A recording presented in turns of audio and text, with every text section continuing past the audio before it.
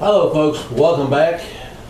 Y'all know some of you already watched the videos live, and of course you can watch them on DVD if you've been watching it live, but you saw some things I think found interesting. I really enjoyed part of those with Glenn Campbell playing the William Tell Overture. You know, I grew up watching Lone Ranger. I knew what the song was, but I didn't realize it was a classic.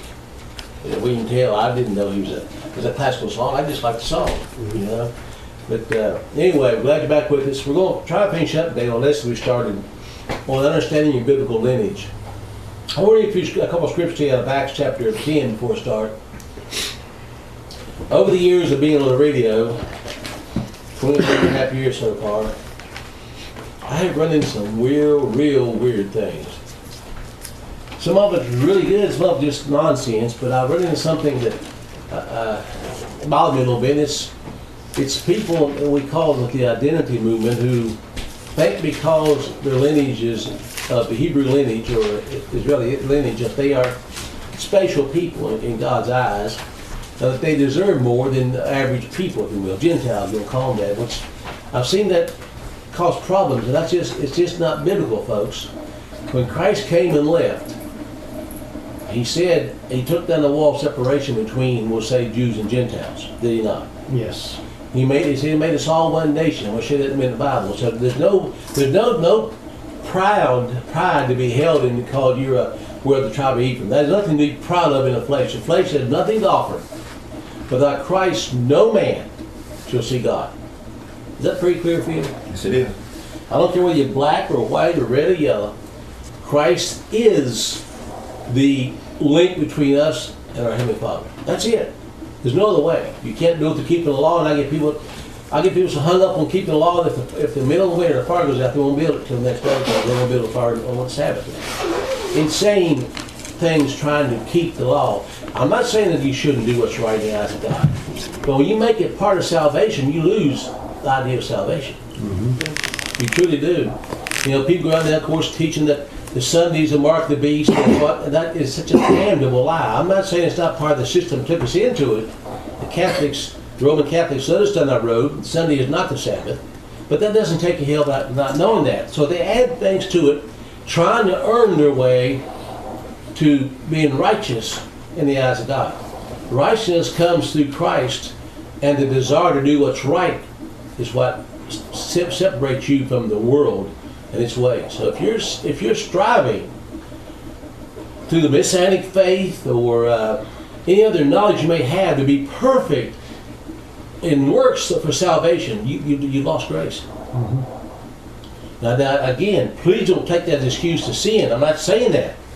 A truly born-again believer wants to do what's right, but he doesn't depend on that to be saved. The human part of man cannot accept that he don't have to do something. Exactly. He can't be in control. He doesn't control that. He just has to accept it. Well, the things I've added to the scripture over the years, again, one of the things I hear a lot is Sunday bark the beast. If that were true for the last 200 some years in this country, all of our fathers went to hell. It is part of the system that brings in the mark, but it is not the mark. There'd be only one group of people that's going to be in heaven. Exactly. Acts chapter 10.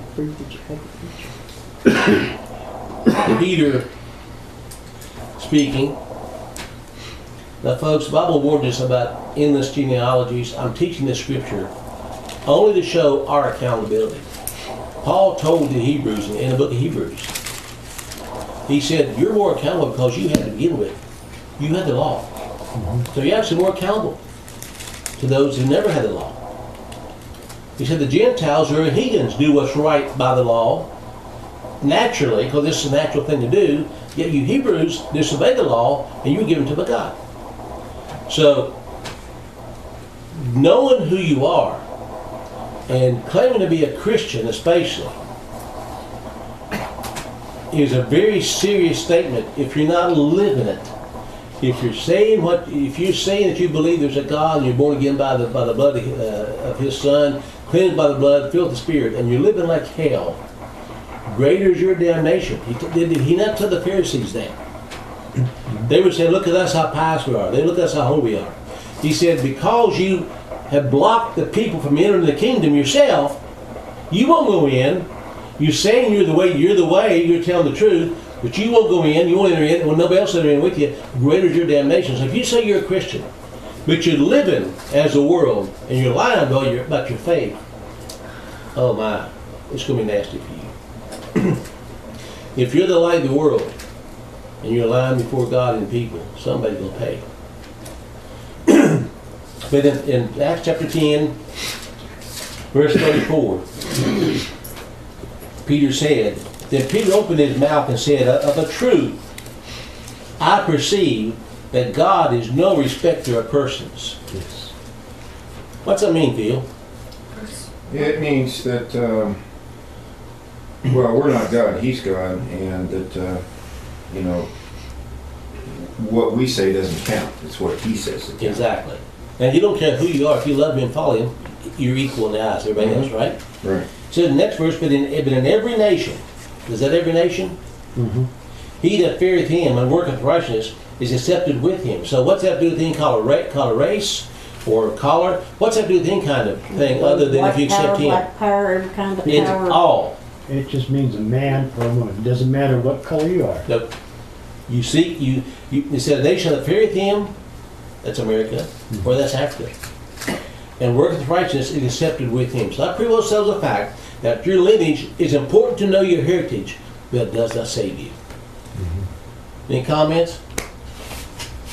I'm going to do most of your reading this time because I want to try to wrap this up if I can.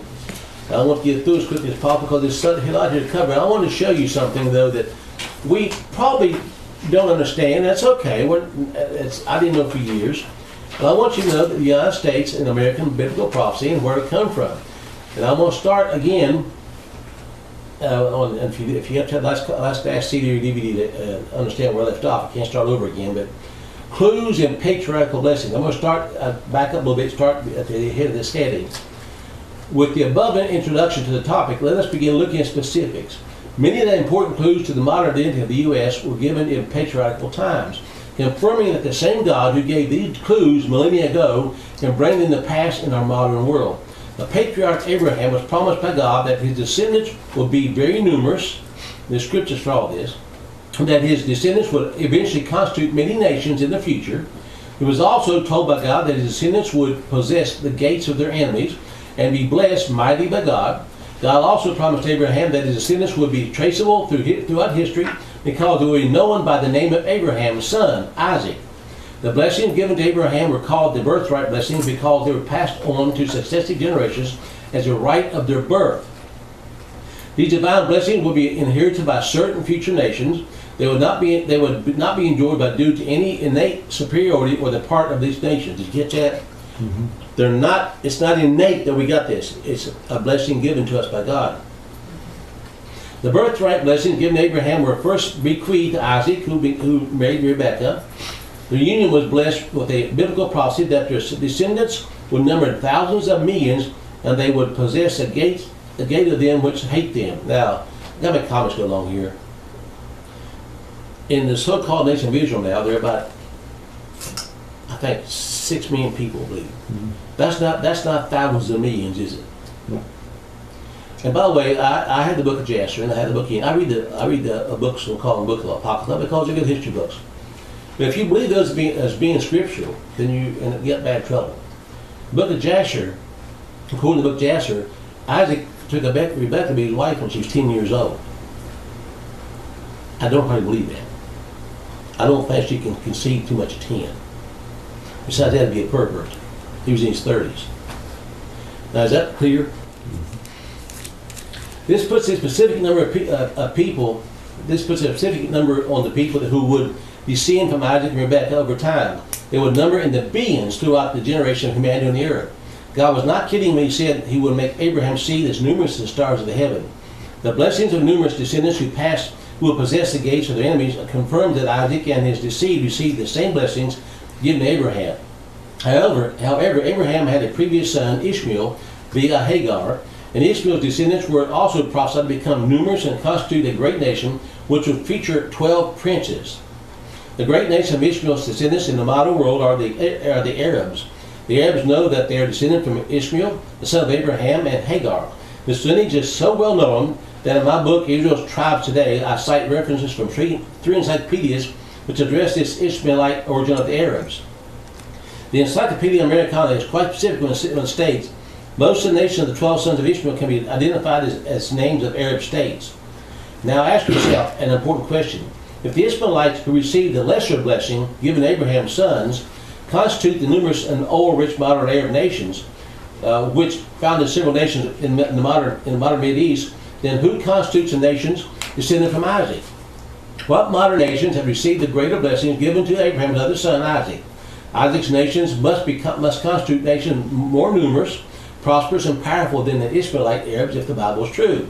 Obviously, Isaac's descendants in the modern world must consist of far more than just the Jews, and they do, as you'll see. Prophesy that Isaac's descendants would number in the billions over time. Either God kept his promise or he did not.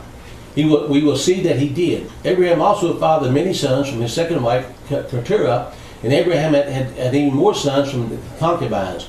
Some of these other sons were given a portion of Abraham's wealth and sent away to live in land located far to the east of the promised land. These other sons of Abraham also were blessed with very numerous descendants and can be found in the nations of the world today. The realities of the modern world document that God has fulfilled all his prophecies about the nations, and that it is the Creator God who established the numbers, locations, and destinies of all nations. When Isaac died, his birthright blessings were given to his son Jacob, even though the oldest son Esau would normally have received them. Genesis 25:31-36 relates that Esau renounced his birthright in Jacob's favor, and Jacob later seized his birthright via deception. One of Jacob's blessings received from Isaac was that nations will bow to the nations that would descend from Jacob. Obviously, for this to be fulfilled, Jacob's descendants would have to be found among the great nations and empires of the earth in later centuries and millennia, and that did occur. This blessing also promised that God would bless the nations that blessed Jacob's birthright descendants and would curse the nations that cursed Jacob's descendants. God reiterated the blessings to Jacob in Genesis 28, saying Jacob's descendants would be as numerous as the dust of the earth, and they would eventually spread to all four directions of the earth from the ancient region of the promised land. In an event of major but not generally appreciated significance, Jacob's name was later changed to Israel.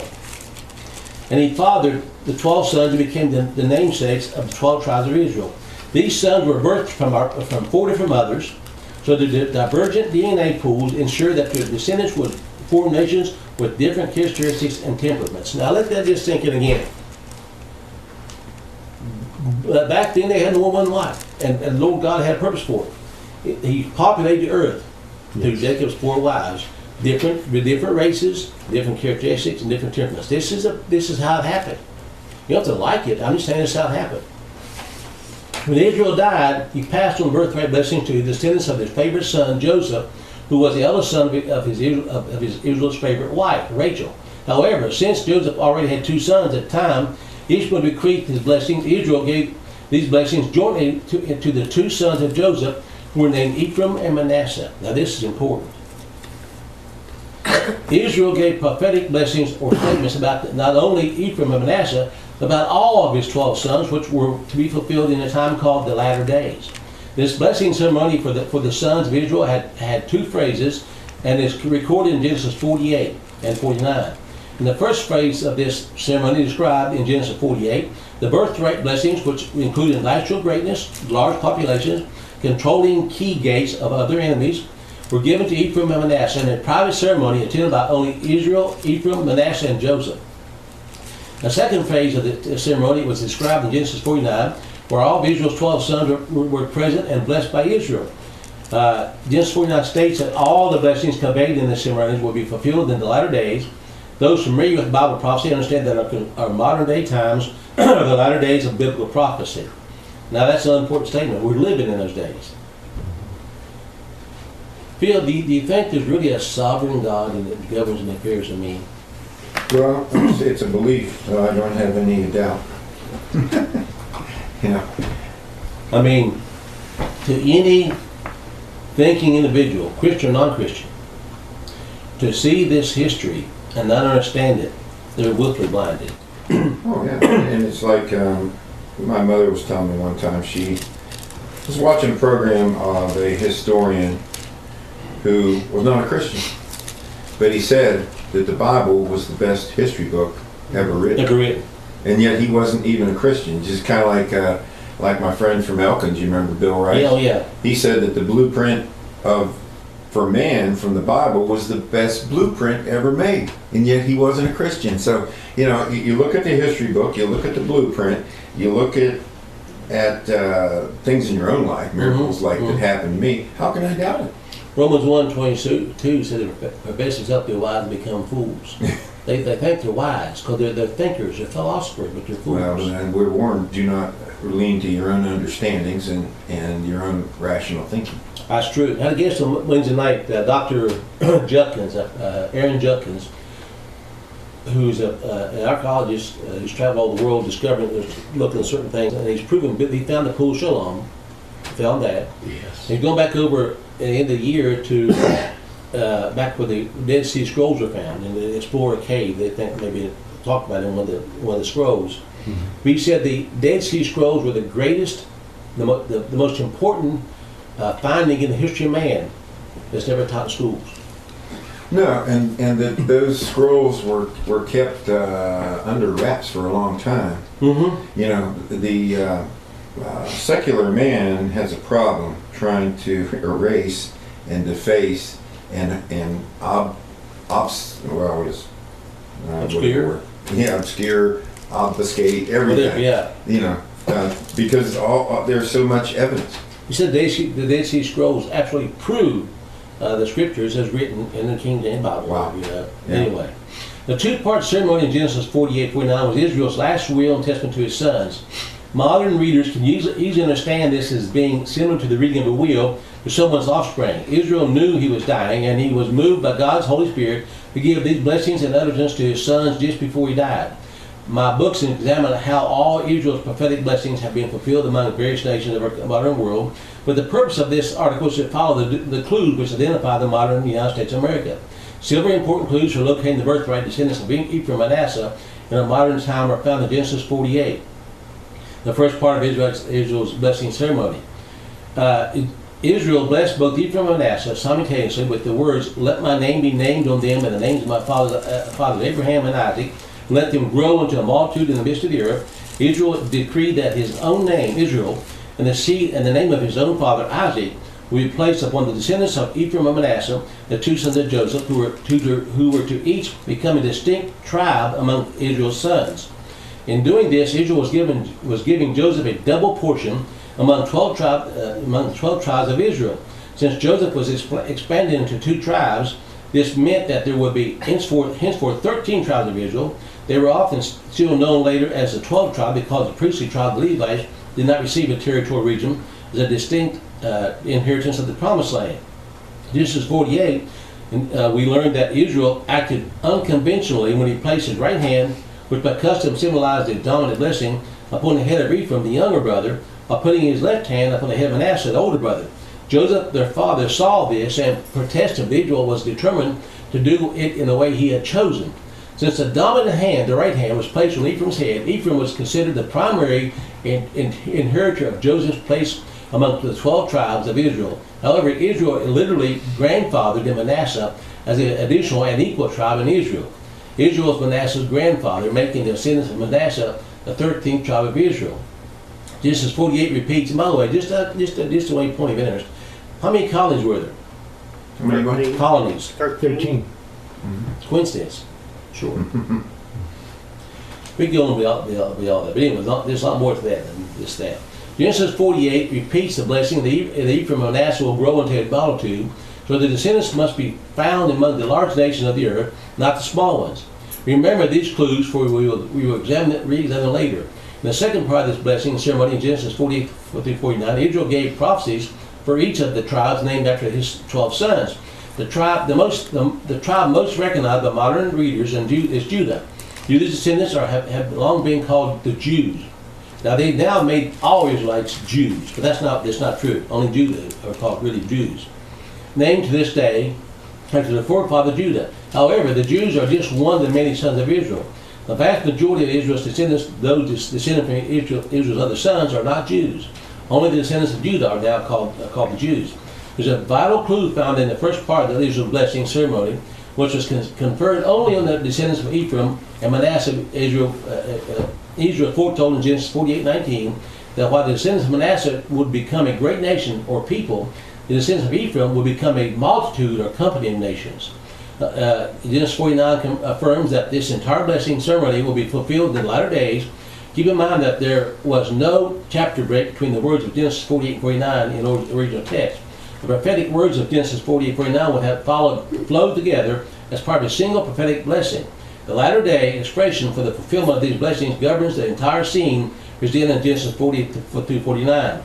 Biblical prophecies do not always put the phrase latter days in the same place in each latter day prophecy. In Jeremiah 30, the phrase occurs at the very end of that chapter's prophecy, but it applies to the entire chapter. Numbers 24, the latter day phrase, the phrase appears in the very first part of the prophecy. In the prophecy of Ezekiel 38-39, the latter day phrase appears in verse 8 and 16. That's chapter 38. In the prophecy that contains Genesis 48-49, it occurs in 49:1. What modern nation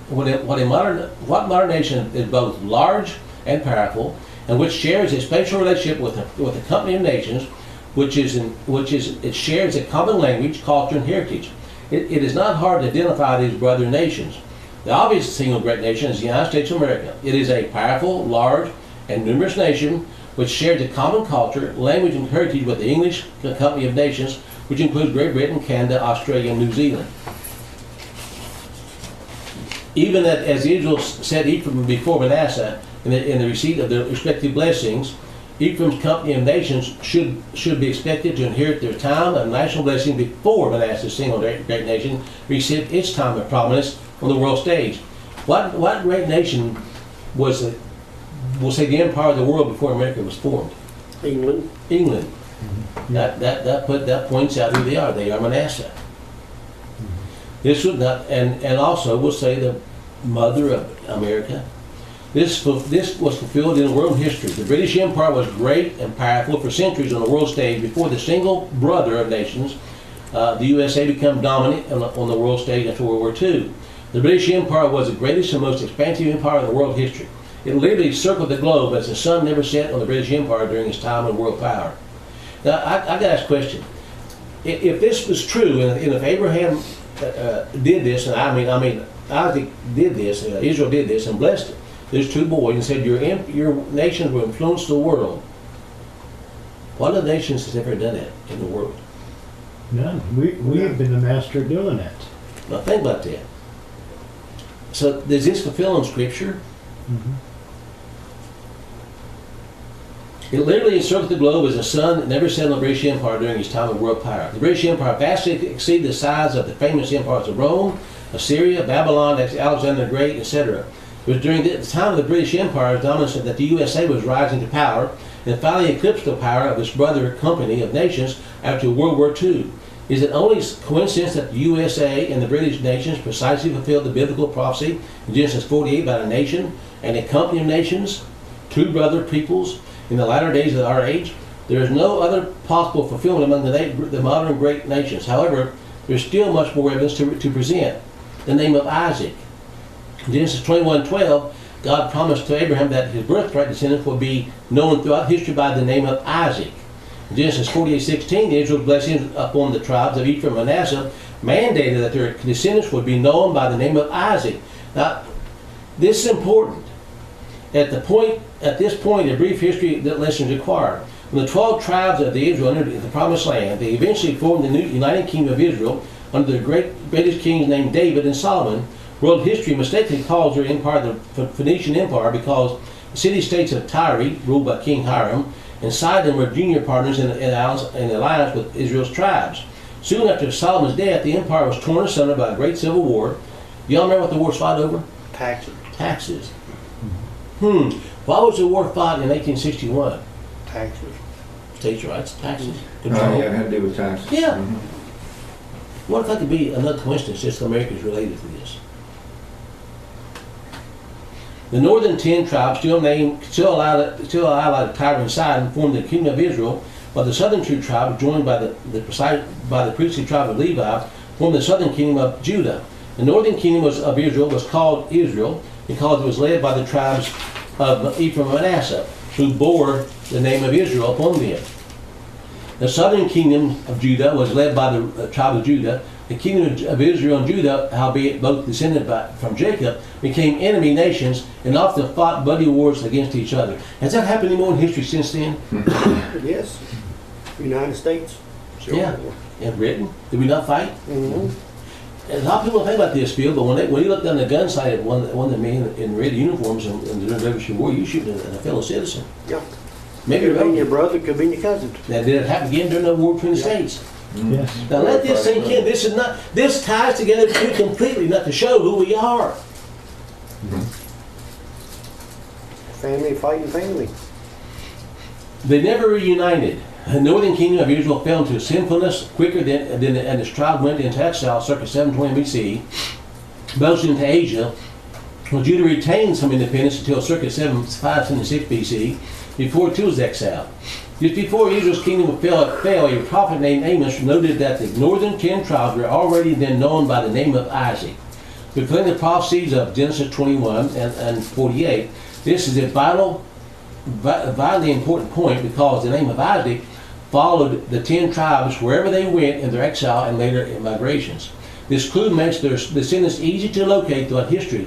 In other words, another clue, little known by modern Christians, Hosea 1:10 prophesied that even though God was exiling the 10 tribes because of their natural sins, he also prophesied that he would vastly increase the population of Israel, Ephraim, and Manasseh after they went into exile into Asia. To understand his hand throughout all this should make every true believer's faith soar.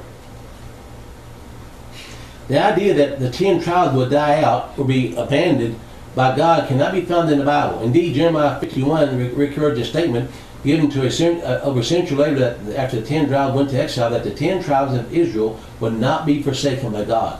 Mere centuries after the 10 tribes went into exile in Asia, a group of related tribes with a common language, culture, and heritage had grown so numerous and powerful in Asia that they were overthrew and ruled over the peoples of the old empires of Syria, Babylon, Persians, and the Seleucid Greeks. These related tribes, called Sakri or Scythians, formed the brother empires of the Scythi and Parthia. The Scythians were a confederation of powerful tribes spread from Eastern Europe across southern Russia to western China at one point, while the Parthians ruled over the region from the Euphrates River to the region of the Indus River, and from Scythian controlled South Russia, the Indian Ocean, and Persian Gulf. These two brother empires together controlled territory greater than the Roman Empire, which was their contemporary rival. Many wars were fought between the Romans and the Parthian empires. The Romans usually lost, and the Parthians were sometimes rescued during wars with their brother Scythian tribes, came down from the north and intervened on Parthian side. Modern history teaches much about the Roman Empire, but shamelessly ignores the history of the Scythians and the Parthian Empire, even though Greco-Roman classical writers wrote much about them. Secular historians acknowledge that the Scythians and the Parthians were related tribesmen, and they were both known by the name of Isaac. The Scythian tribes were known as Sakri or Saka. The initial I of Isaac was a vowel, not written. One Parthian city was named Isaac, A-S-A-A-K. And one of the provinces was Saka Shane, both preserved the name of Isaac. Parthia also had a city called Samarian, echoing the name of Samaria, the capital city of the former kingdom of Israel. Many of the names of Israel's tribal and claim names can be found among Sakri, Scythian, and Parthian empires. My books document an immense body of evidence from secular history that the Sakri, Scythian, and the Parthian empires were the 10 tribes of Israel, grown exceedingly numerous and constituting nations and empires just as the Bible prophesied. The important fact to realize is that various forms of this name of Isaac were stamped on both the Scythians and Parthians, confirming that the tribes of Ephraim and Manasseh were among them. The names of the clans of Ephraim were evident among the tribes forming the Parthian Empire, and the name of Manasseh was still recognizable upon the chief tribe of the Scythians, the Massagate. Now this can be coincidence. The dominion of the 10 tribes over their former captors, Syria, Babylon, Media, and Persia, were prophesied in Isaiah 14. The dominion of Scythia and Parthia fulfilled this prophecy.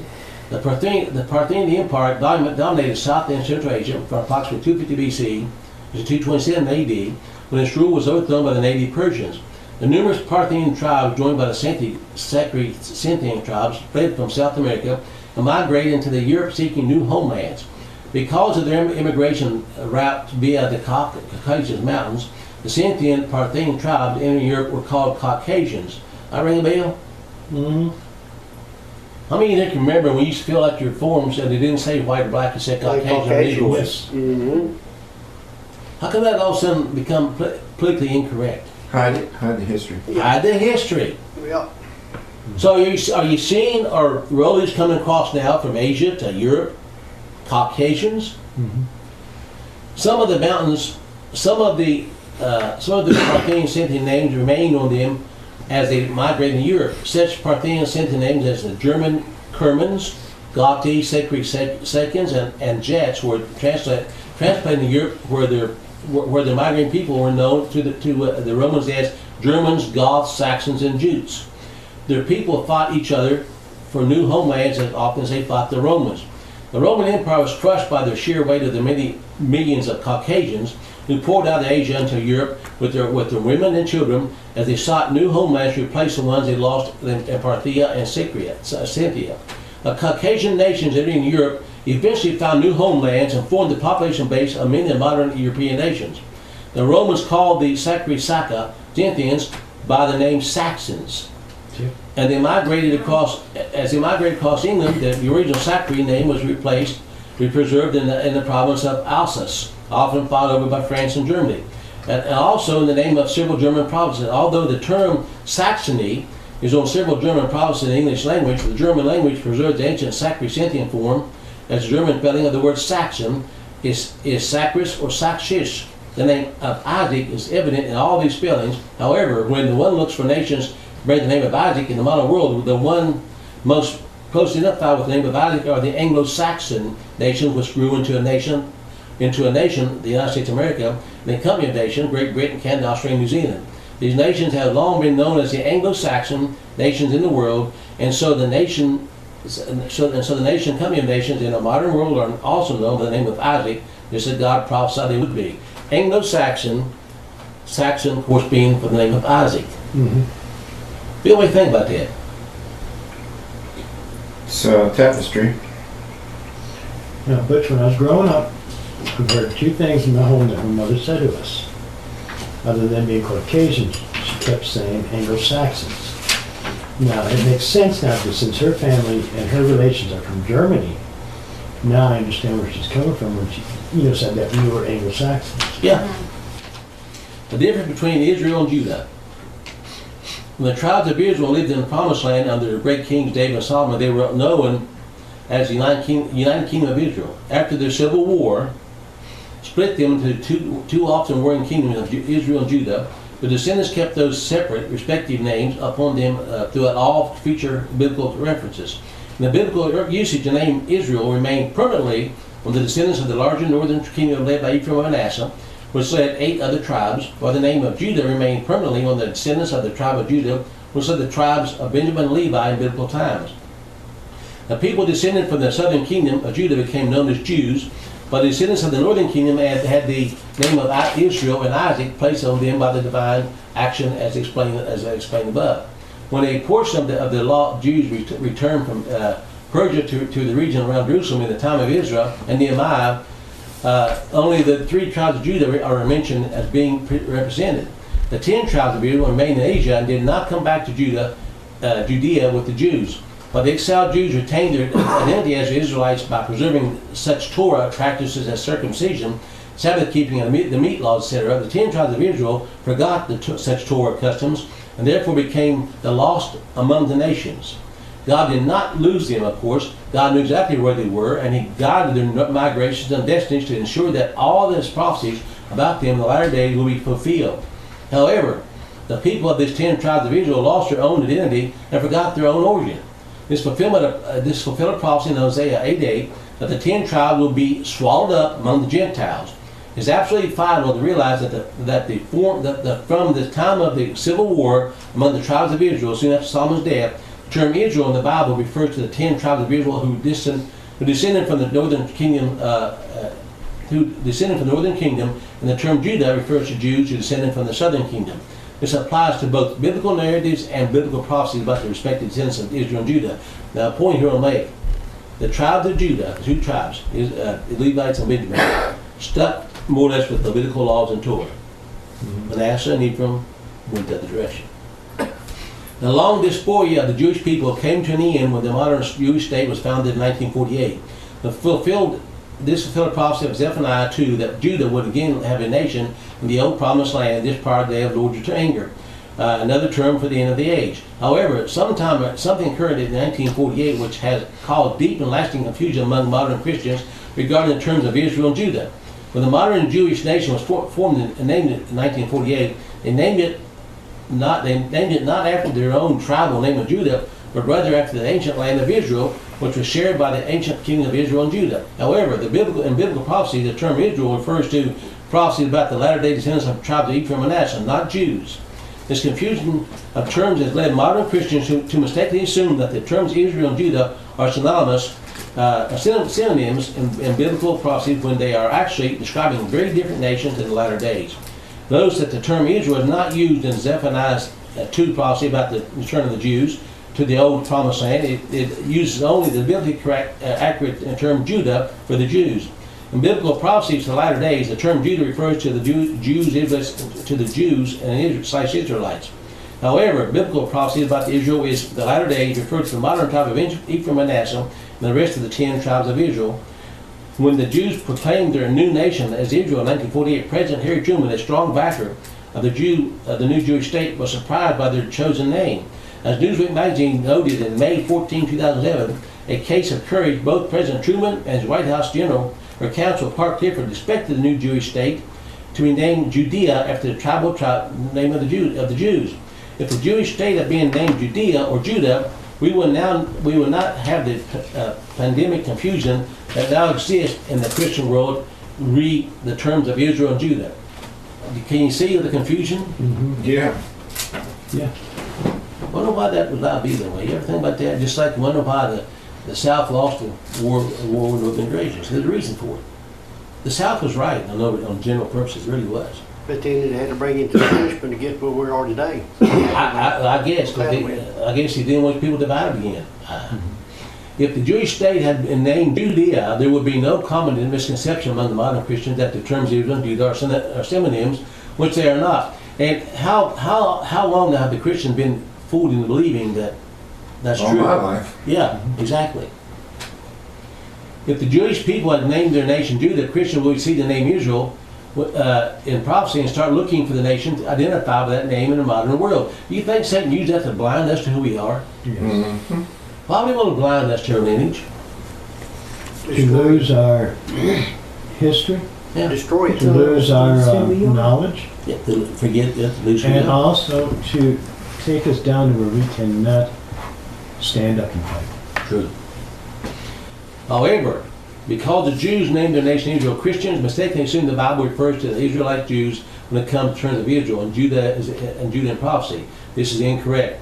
The term Judah is prophecy refers to the Jews, the descendants of the tribe of Judah, as in Zephaniah 2 and 12 and 14. The term Israel in prophecy refers not to the modern Israelite Jews, but rather to the modern descendants of the tribes of Manasseh and Ephraim, who will be a nation and company of nations bearing the name of Israel and Isaac in their latter days. This has immense ramifications for Christians and everyone else in our modern world. For example, when the Gog and Magog alliance of Ezekiel 38 launches its promised latter-day attack, Ezekiel 38 reveals it will be directed not against Judah, but against the people of Israel. Now that's important. We all think that Russia is going to attack Israel and destroy it. That's not Bible.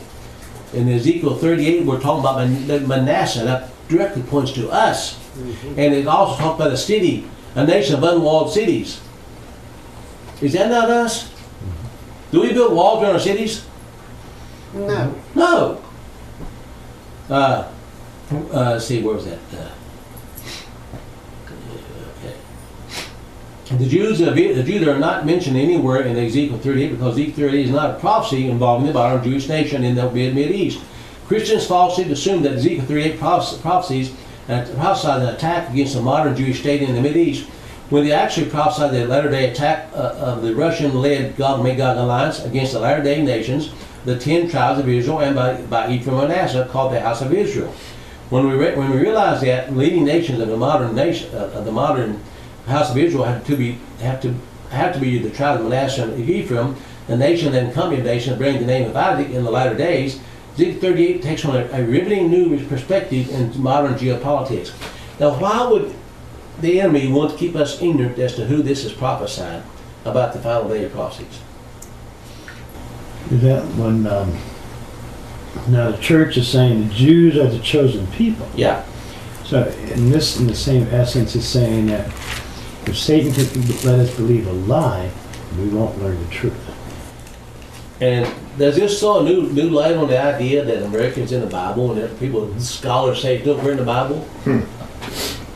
No, they want to see the word America, the United States. They want to see the name Obama.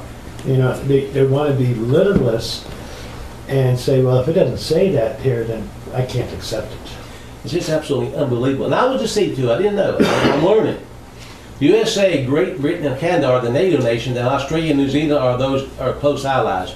Many of the other NATO nations in Europe and Scandinavia are also descended from the modern tribes of the other tribes, the 10 tribes of Israel. USA and NATO have long been Russia's primary rivals.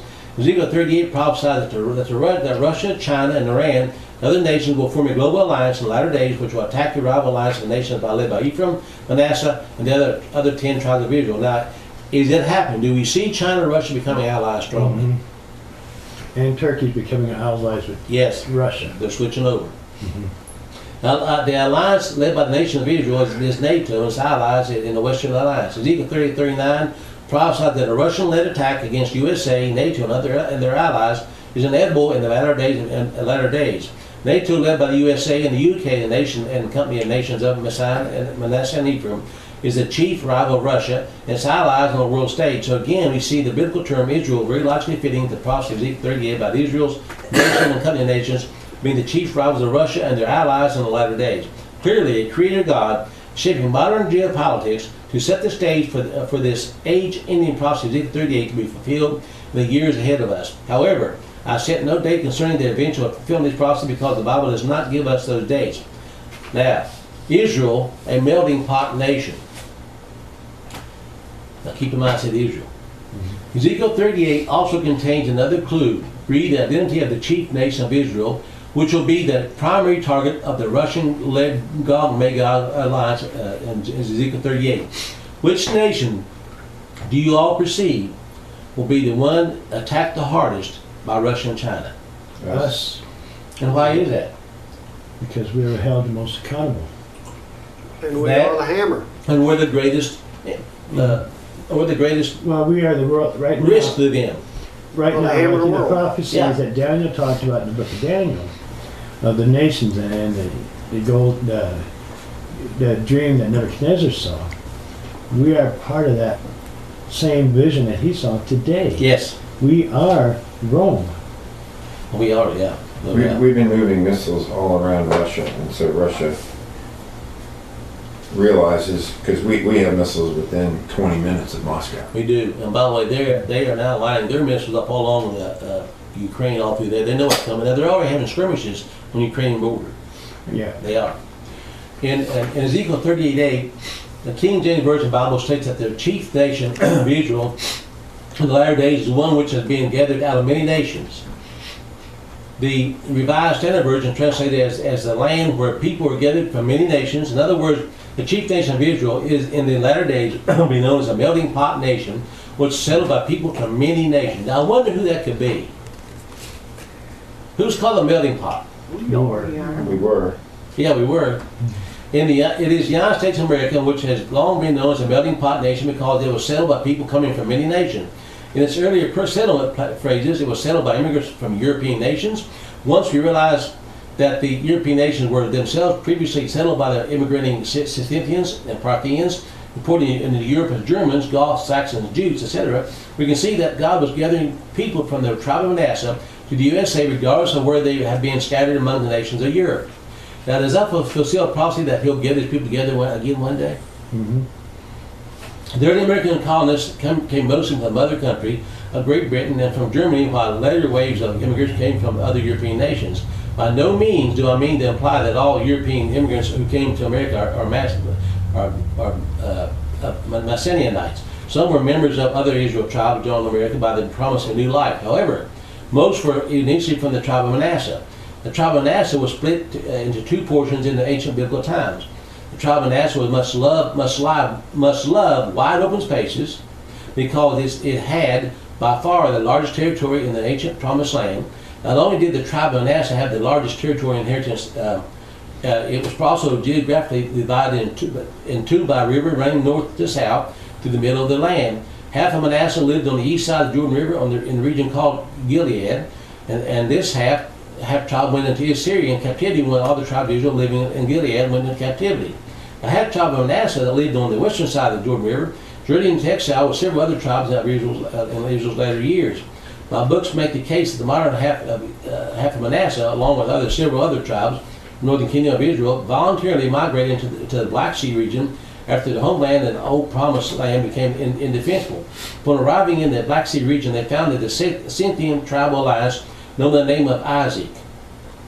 The two halves of Manasseh took separate migrations throughout Europe, one half settling in the British Isles of Anglo-Saxons, along with their brother tribe of Ephraim, while the other half of Manasseh settled mostly in Germany, where they had the name of Isaac, Saxony, up on part of their territory. The early American colonies were mostly composed of people who were drawn from British Isles and Germany, and one large colony, Pennsylvania. The Germans were very numerous. Via this migration pattern, God finally returned the two halves of Manasseh into the modern nation that would become the United States of America. Even as the tribe of Manasseh had the largest portion of land among the tribes of Israel in the ancient promised land, it also the largest portion of habitable land among the nations of the modern 10 tribes of Israel. Australia and Canada, the two of the company's nations in modern Ephraim, also have large land masses. But much of their land is, respectively, an interior desert or an Arctic wasteland. The USA has the largest habitable and arable portion of the land, even as the ancient tribe of Manasseh had a territory involved divided in half by a river running north and south within its borders. The Jordan, modern Manasseh also is again a nation divided by a river running north to south. Mississippi. Yeah. I was thinking, when's Mississippi going to come up in this? What a coincidence. Well, first you had the North Sea. Well, first you had what's that? Between England and the rest of Europe, the English Channel. The English Channel. Mm-hmm. Then you had the Atlantic separating. Yeah. Now it's the Mississippi. There's always been this kind of body of water in between. But this can't be coincidence. It can be. Israel is located from sea to shining sea. Ezekiel 38 says the states that God made God, prophecy Ezekiel 38:39 is fast parallel biblical prophecies about this same event which were written before Ezekiel's time.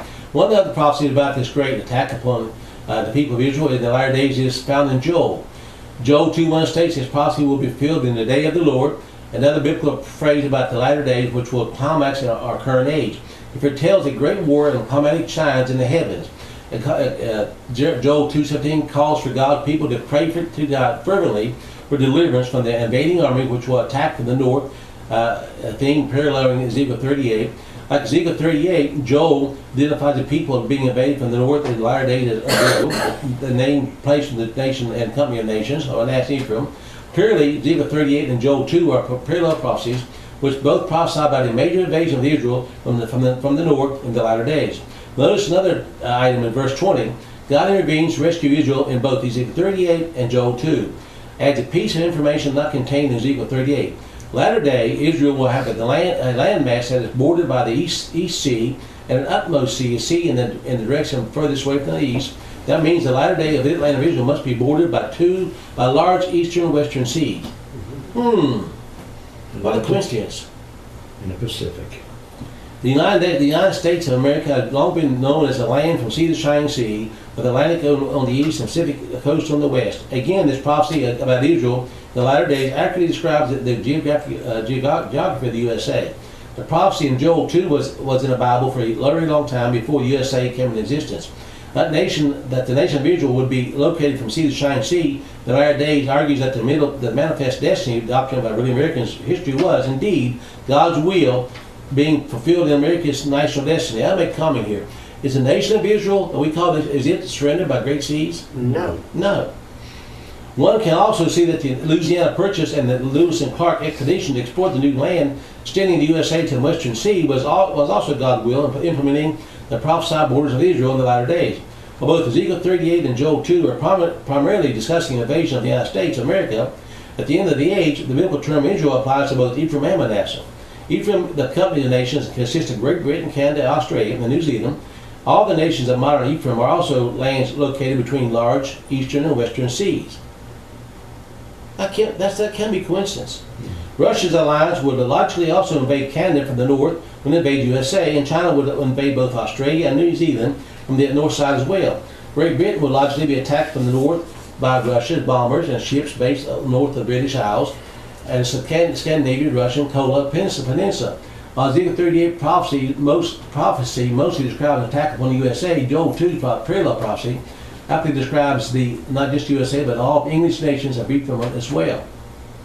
The birthright blessings first given to Abraham included the blessings of large populations which will grow into many nations. This requires that they grow into far more nations than this modern Jewish nation. These blessings include the promise that the birthright nation will have control of the gates of their enemies. Genesis 22, 24, and 24 again. Specifically prophesied the descendants of Isaac would number in the billions over time, but the birthright nations would have to be among the largest nations in the world, not the smaller ones. The term Joseph in Genesis 49, latter-day prophecy includes both Ephraim and Manasseh. We call Joseph father of both tribes. These blessings include not only large population growth, but temperate weather and natural resources. What nation and company of nations have received these modern blessings? Again, it's the United States of America and the British nations. At one point, these nations also possessed almost all the strategic choke points on earth, the prophesied gates of their enemies. The British Empire possessed or controlled the Suez Canal, Gibraltar, Cape Horn, and Cape of Good Hope. Cape Horn was guarded by the British colony. The Falklands Islands, the United States of America, controlled the Panama Canal and dominated the Central Pacific Ocean via the Hawaiian Islands and its naval base in Pearl Harbor. Via their location, the British Isles, Canada and USA controlled the eastern and western borders of the Atlantic Ocean. Australia and New Zealand dominated the Southern Pacific and access between the Indian and Pacific Oceans. The British Company of Nations and the single great nation, USA, controlled global maritime commerce and access in both peacetime and during wars. Their strategic locations fulfilled biblical prophecy. America, for years, has dominated the skies and the seas and the lands. Is that true? Everything. The USA and British nations are mostly located in the temperate middle latitudes, conducive to good climate and growing large crops. The British Isles are located in the more northerly location, but the Gulf Stream gives these islands an unusually temperate climate for its northern location. USA, Canada, and Australia have all been given immense natural resources. Again, the Bible directly points to USA and British nations as a nation and company of nations which have inherited a specific birthright, blessing promised to Abraham and Manasseh. The verdict from all biblical clues about the specifically blessed tribes of Ephraim and Manasseh points to there being a British nation, the USA. Even the name British, the Hebrew compound word meaning covenant man. I did not know that until I read this. The Hebrew word Brit or birth, berith, means covenant, and the Hebrew word ish means man. The British Isles have borne the Hebrew word for covenant upon them ever since the time of the Phoenician, Israelite, European Empire, and the King David and Solomon. God made a solemn and perpetual covenant with Abraham and the birthright nation and company nations, which would descend from Abraham. God has kept His promise, and He even stamped the Hebrew word for covenant on the British Isles to further identify the tribe of Ephraim. He has also given every one of the many blessings of Abrahamic covenant to the USA and British nations. The Creator has directed their ancestors to migrational paths, and He has blessed them in peacetime and favored them in wartime. It was noted above that when Israel disblessed Ephraim and Manasseh and placed His name upon the descendants, He put His right hand upon Ephraim's head and placed Ephraim before Manasseh. Joseph was given a double portion among the 12 tribes of Israel, with each of the sons, Ephraim and Manasseh, was after counted a distinct tribe of Israel. Since the right hand of Israel was placed on Ephraim and for primary position, but anyway, it goes on to say that it formed the 13 tribes of Israel. Now, this is important. 13 being a vitally important number to American heritage. The national crest of the USA is replete with representatives of number 13. It has 13 stars, 13 bars on the shield of the eagle's body, 13 arrows of one talent, 13 leaves in the olive branch in the other talent. So is there any coincidence that could be that 13 is all through there? That's got to be, and I'm going to skip through some of this, but the number 13 is all through us. If you look on the original flag of the colonies, 13 flags in a circle. 13, yeah. 13 circle. If you look on the "Don't Tread on Me," there's 13 rattles on rattlesnake. Now this, and if you look on the Confederate flag, there's 13 on it. Now that has got to be important for some reason. Well, I go through all this. I'm running out of time here. There's an important biblical principle in Deuteronomy 17 and 19 concerning the establishment of truth in any matter. It was never enough in God's ancient theocracy to establish the truth as in a contested case. There's only one witness concerning a matter. To reliably establish the truth of a matter, the Torah required 2 or 3 witnesses to convict someone of a crime or legally establish the truth of a matter. This same principle is reaffirmed in 2 Corinthians 13 and 1 Timothy 5. Identifying the truth about where Israel, the modern nation, company of nations of national Ephraim, is located writings of just one witness. Is there a second or third witness attesting to the truth? Yes, there is. On my books, blogs, and articles about the 10 tribes of Israel are available on my website. There's another author of books about the 10 tribes of Israel who also has books, articles, and commentaries. His name is Yair Davidi, and he is an Orthodox Jew living in Jerusalem, Israel. Yair Davidi and I wrote our initial books concurrently without either of us collaborating on the issue. So he's saying there are other people who saw the same prophecy he's seeing. Now I'm going to slow down this and get on to something else. If what I'm reading to you is Bible, and we know it is, and if you can't see the fact that already who we are, and if you can't see the fact that we have been called by God in Proverbs, Galatians, Isaiah, Jeremiah, Genesis, all through scriptures, to nice repentance, prophesied on last days, latter days of Manasseh and Ephraim. He's given us a chance. And Jeremiah, you'll find out, he told Jeremiah, he said, you tell these people, but they're not going to hear you. He's talking about us. Mm-hmm. And he said, you tell these people that I'm going to judge them. They're not going to believe it. Are we seeing the parallel between what was written? Are we seeing our nation rebelling as a whole against the laws of God? Yes. Yes. Are you seeing a non-repentant complacency feel? Yes. Absolutely. Yeah, that's for like with my campaign, that's going to be one of the main It is. things. Has to be. Is getting truth out, because only the truth will set you free. And the 13 isn't interesting that they created the superstition that 13 was a bad number. Yeah, interesting, isn't it? And everything in the United States is 13. All the symbolisms. Now, I'm going to just read a couple of things real quick. The need for national repentance. What's that, honey? It's not even the sad thing now is it's past point of people verbally, physically rebelling. They're just living that way now. I mean, it's not. There's no more shame. It's not. No more shame. As a sign. It's not as rebellion as we see rebellion. They're just living. It's the way of life now. It shouldn't be. Used to be, people respected the ground that the church was built on. But it was because the church earned respect. The church lived inside that church. I mean, worshiped inside that church. That's when the church was the church. And yes. Well, we're seeing now God's judgment's already. I'm going to teach us what they may be. The judgment's already started because there's no shame left. When people lose the ability to be ashamed or blush, as Jeremiah says, then we've lost everything. Or hurt because of there's not the tears shed that should be over, just even over the simple, which isn't simple, but over lost soul. Oh, something ready. Anyway, no, keep going. I got to move. I got a few more paragraphs I want to share very quickly, about 10 minutes. But to make this statement, I want you to listen. Now, this is sad, but I'm convinced I'm living in those days now. People curse me for this. I can't help it. The Lord God told Jeremiah finally, don't even pray for these people. You got there. I won't hear you. I was talking to Mike Norris today. Mike Norris is going to, I had the movies talking about on American. I charged $20 for him as a Palmerston Wood. How far that's his. But nonetheless, he said, Pastor Butch, he said, I'm so over this. So from now on, I'm going to make movies strictly on Christ, nothing to do with what's going on in the nation. So I'm over this. I can't change it, no I can't. But I'm going to bring Christ forth to the people one more time. And is that not how you're being led? Yes, it is. There's no hope for the nation as a nation, but there's only hope for souls, individually, being saved. That's it.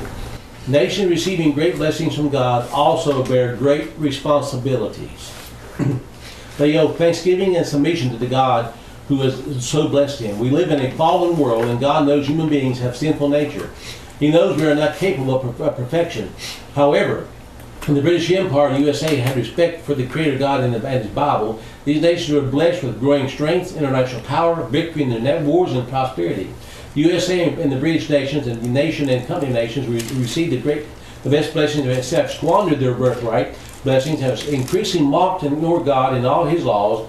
Instead of proclaiming God and biblical values to the world as they used to, these nations have now spread nihilistic Darwinism and a culture which increasingly rejects God's Ten Commandments and biblical laws. The USA booted God out of schools, universities, ignored all His moral and economic laws. Christianity has atrophied.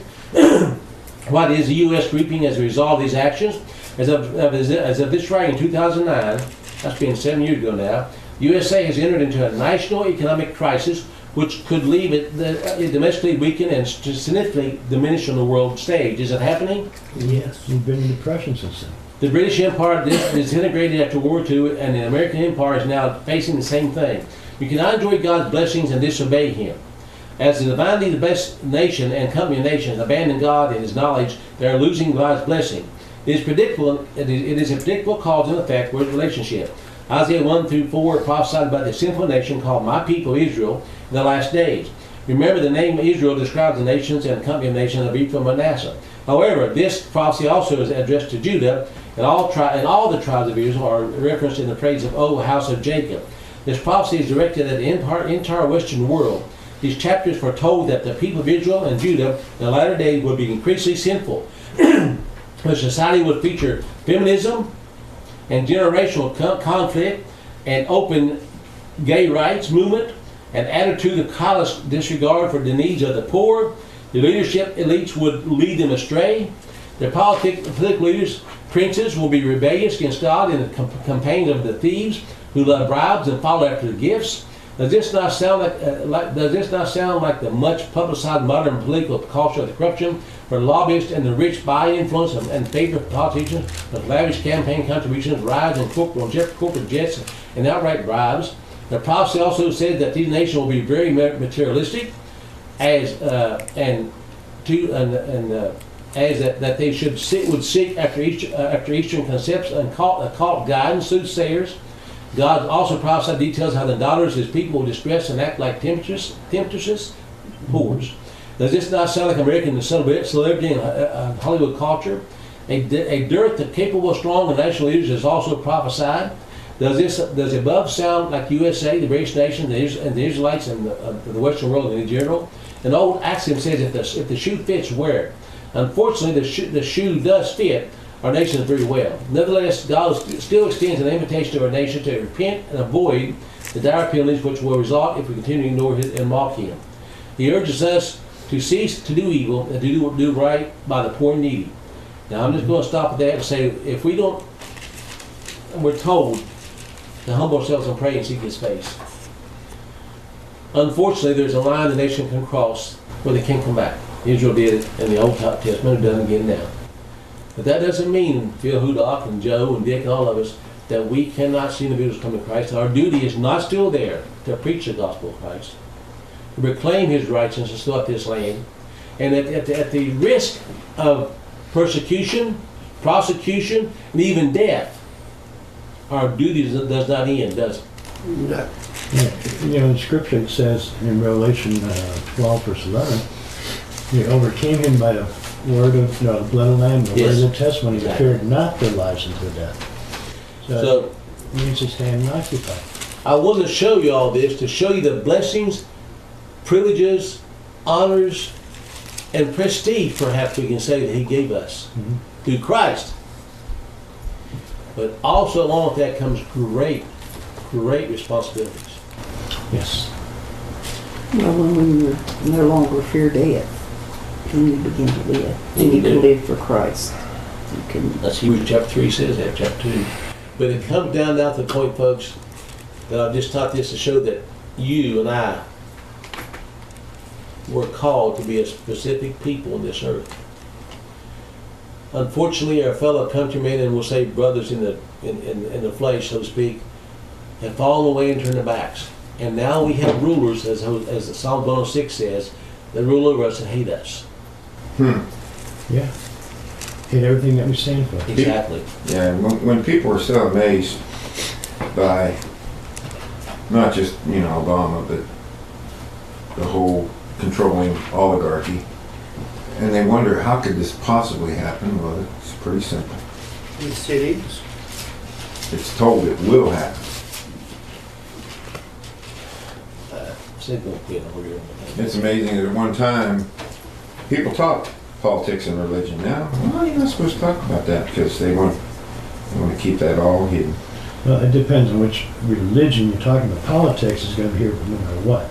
It's what religion you're talking about. Now, religion always rules. Yeah. Somewhere. But in Deuteronomy 17, before you vote this time, I don't care who you vote for. It's up to you. The read Deuteronomy 17, which says in verse 15, Thou shalt in any wise set him king over thee, whom the Lord thy God shall choose. One from among thy brethren.